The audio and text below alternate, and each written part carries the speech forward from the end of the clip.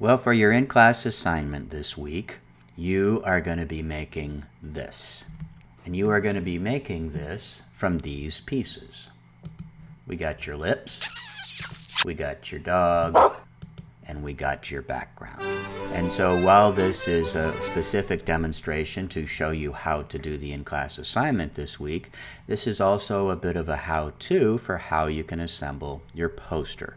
Let's get started. So the first thing I'm asking you to do is to get rid of everything but the lips in this image. Now, I also want you to end up with a transparent background. And so these lips I want you to keep, and everything around those lips should be transparent. So before we do anything else, a very important thing you must do to have transparency in a file is to not have a background layer, because a background layer can only be opaque. Fortunately, this is an easy thing to fix. If you just double click on the layer away from the type, it will open up this little new layer window, and you can name this or you can just click OK. They will both work. I'm going to call this lips and click OK. And so now you'll see that this is no longer labeled background. It just has a name of lips, and that means it is a regular layer that can have transparency. Groovy. Now, in terms of how you select this, there are a couple other videos that show you selection techniques, as well as another one on masking. So I'm not going to cover this from the get-go, but I am just going to real quickly show you a couple of the options you have. So I'm going to zoom in on these lips, and it's always a good idea to zoom in as large as you can. Now you can use the regular lasso tool and go and just kind of draw around the lips. And this is not really that difficult to do because the edge of the lips is pretty forgiving. So let's just say I've gone all the way around, and there it is. I've made a selection. Now if I want to go in and subtract from the selection or add to the selection, well, then I can hold either the Shift key or choose this little icon up here, which allows me to add to my selection. And then I can come in and just draw additionally and add to the shape. Now what if I accidentally selected something I didn't want to have? Well, then I can either hold the Option key or I can click on this little icon up here, which allows me to subtract from the selection.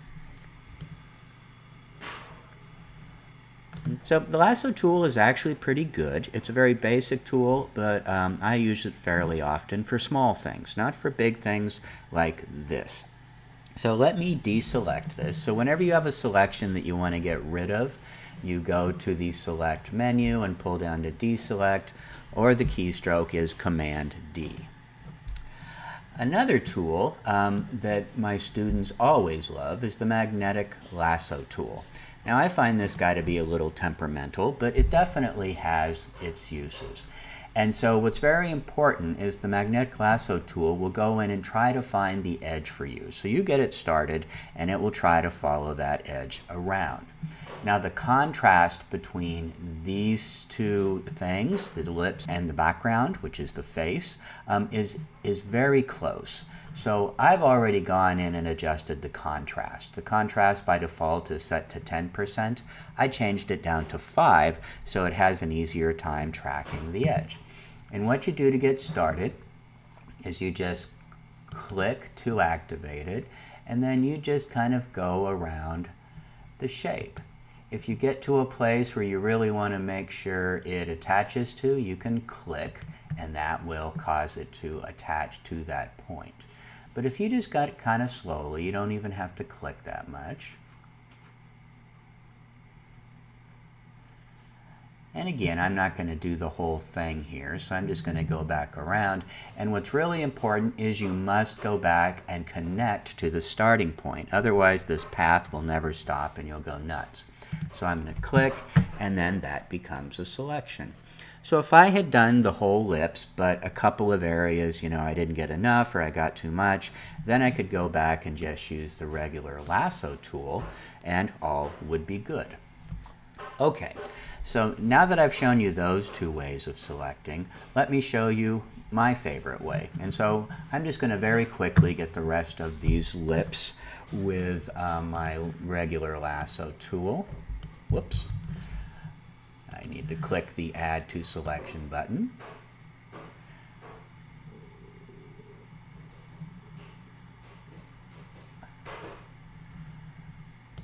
Okay, so not perfect, but good enough for this demonstration purpose, but you, of course, should do yours as perfectly as you can.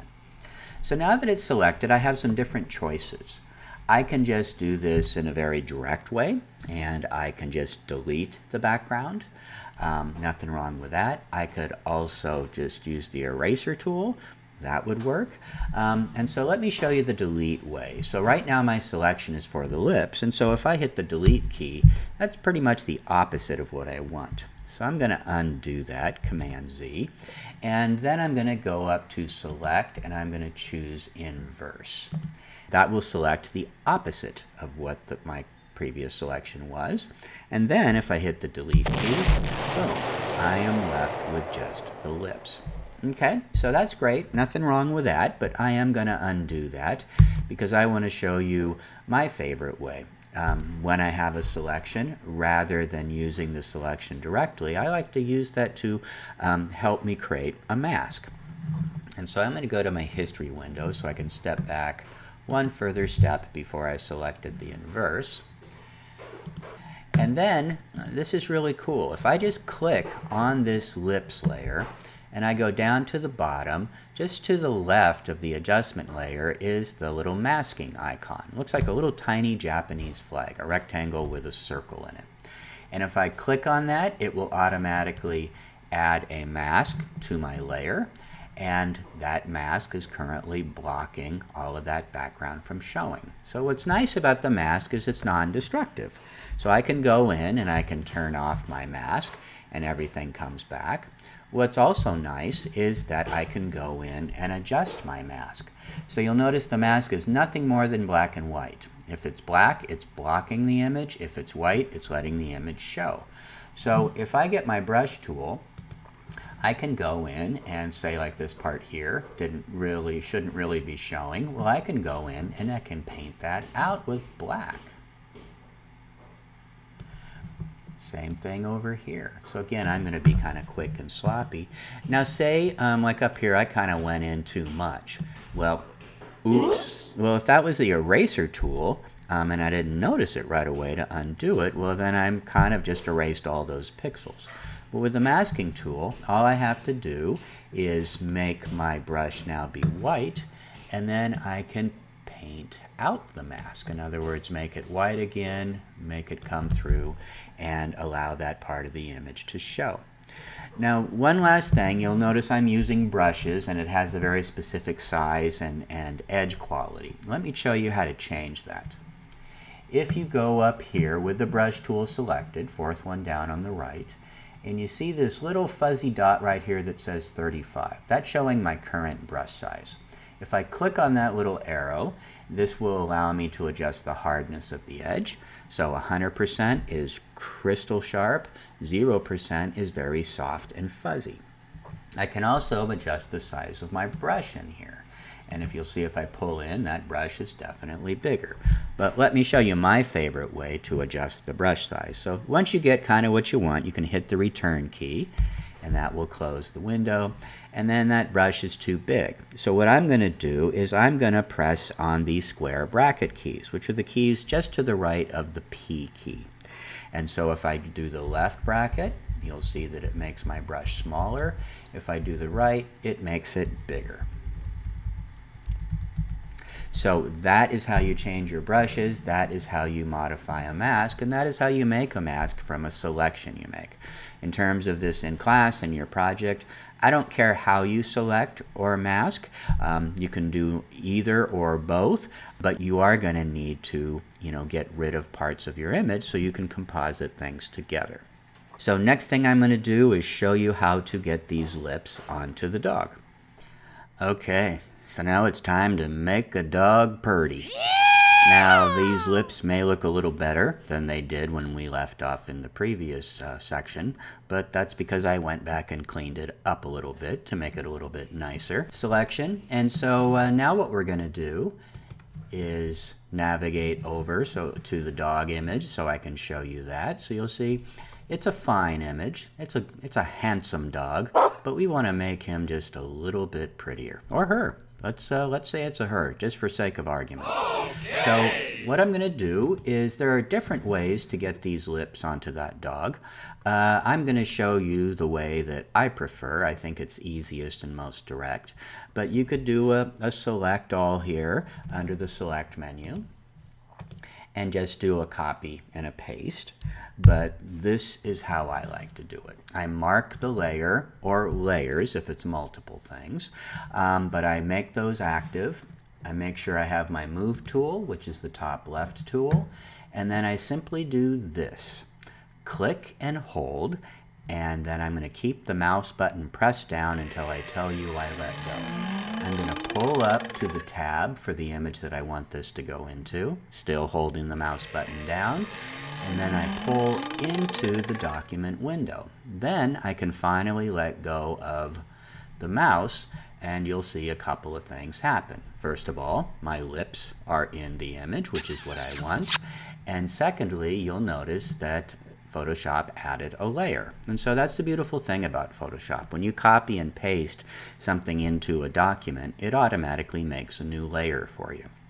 You'll notice that the mask came along for the ride, which is perfect. That's exactly what we want.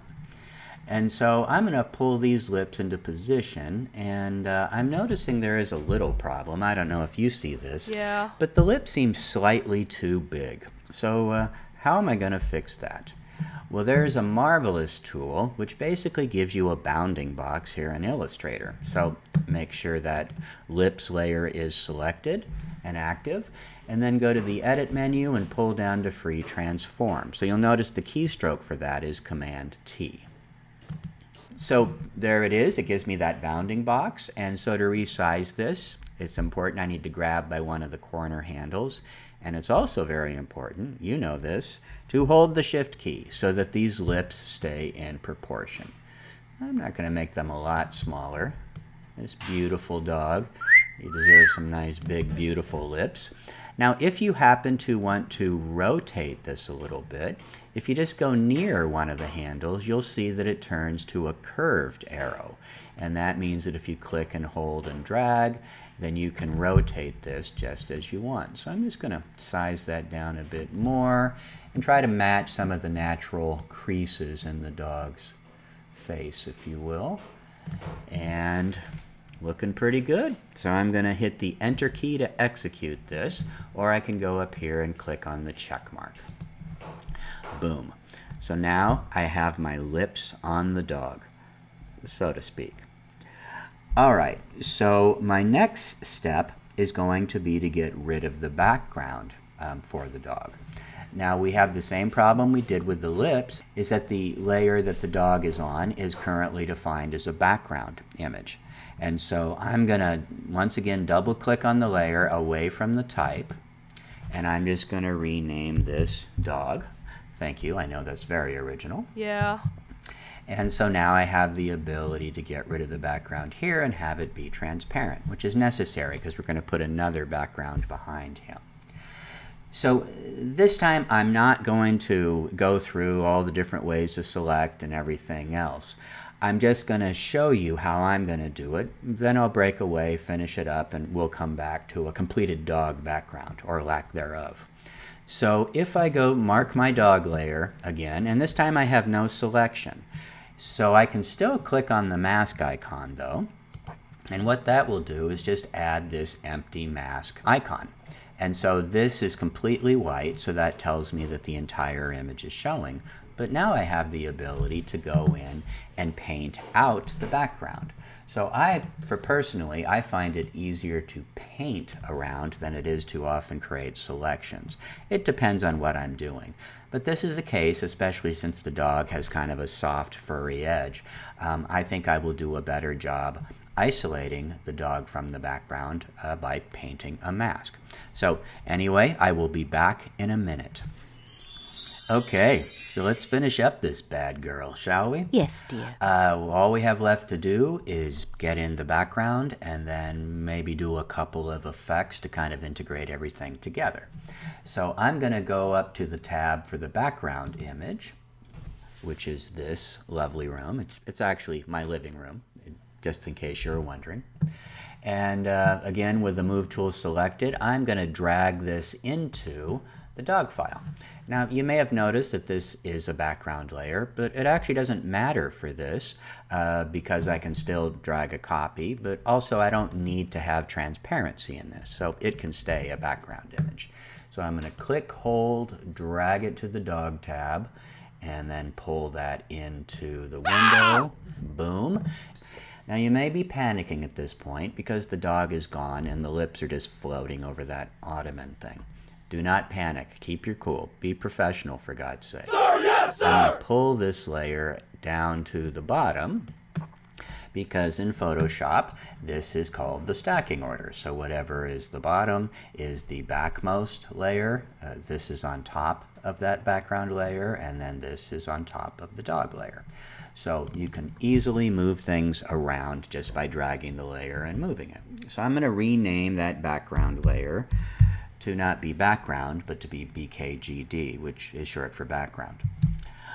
Okay, so now with that active and my Move tool selected, I can drag my background and I can move this around however I want. If you'd like to resize it, you certainly may. I think I'm just going to keep mine at this size. That's working pretty well, and I'm going to say that positioning is about right. Now, if you decide for the in-class assignment you'd rather find your own background, by all means, go for it. And you will get it into this file exactly the same way. All right, so we have finished our composited dog, but now we have the option to go in and add some effects. So I'm going to recover, the adjustment layers that we did in class last week, but I'm also going to show you a couple of new things. And so the first thing I want to show you is how to use the filter gallery, which for your B-movie poster, some of these effects might come in handy. So I'm going to mark my dog layer, and then there are different ways to apply this filter gallery. You can do it in a non-destructive way, but I'm just going to keep it simple. So I want to make a copy of this layer so that if I change my mind about the filter I'm about to apply, I can just throw it out and go back to my original layer. So to duplicate a layer is very easy. I just right-click on the layer I want to copy, and I choose Duplicate. And then this is just called Dog Copy. That's fine. I will keep it that. And then I can turn off my original layer, and then I can work on the copy. And so with that Dog Copy active, I then go up to the Filter menu, and I pull down to Filter Gallery, third one down. Never choose this one because that will just apply the last filter you did. So this will take you to the gallery itself, third one down. And then this window comes up, and this gives you the ability to try all kinds of different things. Now this is actually showing the filter I'll probably end up using, but if you click around, so when you open it up, over here's the preview. This in the middle column here are all the different effects you get access to. And then over on the right, this will change depending on what filter you currently have active. And so for instance right now the one I have active is called Poster Edges, and this allows me to adjust different aspects of that. So I can make the edges of those little lines thicker or thinner. I can make the intensity of those lines more or less. And then the posterization, there's also a posterization happening. I can determine the number of levels that are being used for this. And so anyway, I'm going to pull this back down to about where I had it before. But there are plenty of other effects. So if I just quickly click on a few of these, you will get a sense of what is available. And so from some pretty groovy stuff. Very. There are more in this folder here. There's more in here. It just kind of goes on and on. So I leave it for you to play and have fun and pick something that you think kind of adds to the beauty of this dog and this image. So like I said, though, I'm going to go back and just do the poster image, and it's still a touch too intense. Perfect. Oh my God. Okay, click OK, and that will apply the effect to the dog. The next thing I'd like to do is work on these lips a little bit. Mainly, they just don't seem too integrated with the image right now since I have applied this filter. So I'm going to use something called a layer blending mode. And that is right here. It says normal currently, but if I click on the arrow for that, it will drop this menu of many different effects. Now, I'm just going to quickly go in and choose a couple, and you will see that the changes that are made can be very dramatic, and some are really cool, some are really bizarre, some just don't even look like they do anything. Now I know the one I'm going to use is hard light because I like that it lets a little bit of the underlying image show through, which kind of integrate the two together, and it kind of makes this more of a contrasty image of the lips, which I think works well with that filter. So you play around, choose whatever you want to. You don't even have to use any of these effects if you don't want. If you want to keep it realistic, that is fine too. Totally, for sure. And then lastly, I'm going to click on the background layer here, and I'm just going to apply an adjustment layer to this. And so to do that, I'm going to click on the little adjustment layer icon here, and I'm going to do, I know I'm in a rut, but I'm just going to change the hue saturation. Because I really like the image, I just want the color to be different. So red is kind of the predominant color here with the lips, so I don't want the background competing with it. I'd kind of like the background to complement it. So I'm going to pull this all the way over here to make this kind of turquoise green. And then I'm going to pull the saturation down just a little bit too. And contrary to what I said in class the other day, this is a time where I might darken it right here, just because I do just want an overall simple change. And I'm going to say, done. This is an absolute work of genius. And I don't know if you agree with that or not, but I'm assuming you do. But let's hope that your work of genius is even better than mine, and hopefully this will help you also complete your poster. So good luck, have fun, and I'll see you in class.